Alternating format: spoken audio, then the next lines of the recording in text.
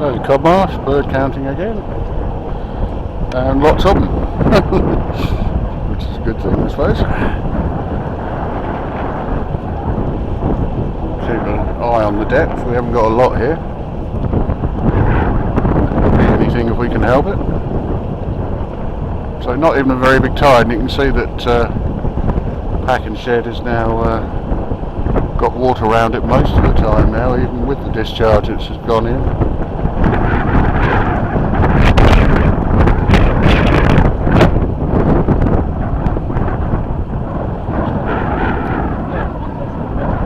There she is, closer. People are allowed on there, but only certain parts of it because of the birds nesting and everything.